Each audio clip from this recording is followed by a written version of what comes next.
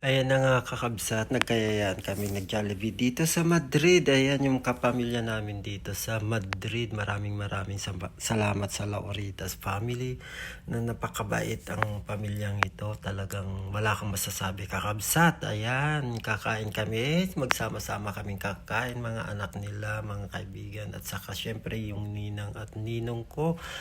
At syempre nag-order sila ng aming makakain sa oras na ito at iyan tuwang-tuwang aking anak at makakakain siya ng Jollibee na talagang isa sa mga pinuntahan niya dito sa Madrid. Ayan si Bubuyog, kitang-kita nyo naman po si Bubuyog, talagang nakangiti sa amin. Ayan, nagunahan kung ilan kaya ang kukunin naming mga kakainin naming mga pamilya dito sa Madrid. Ayan, napakarami ata silang kukunin at orderin kakabsat. Ayan.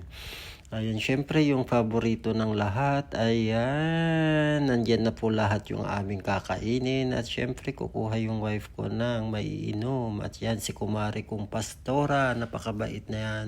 Sa kaninang ko nandyan po. At sa kaninong ko yung mga kambal. At syempre mga inanak ko yan.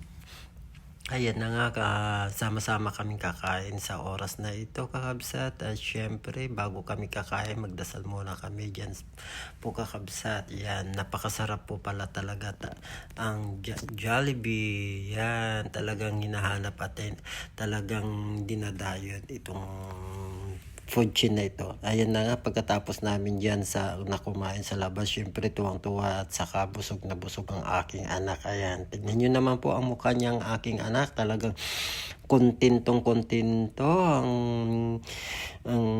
nakain niya. Syempre, nandyan po may rice burger pa si Nisi. Talagang kinakain niya yung natirang burger na rice burger. Yan, tuwang-tuwa yung bata. Ayan, inanak ko rin po yan kakabsat. Ayan, tignan nyo naman po yung kinakain niya, talagang rice burger nga. Nakakatuwa tong batang to talaga, nakakamiss silang talaga. Miss na miss ko na silang talaga. Lahat sila miss na miss ko na. Okay, bye bye, have a good day.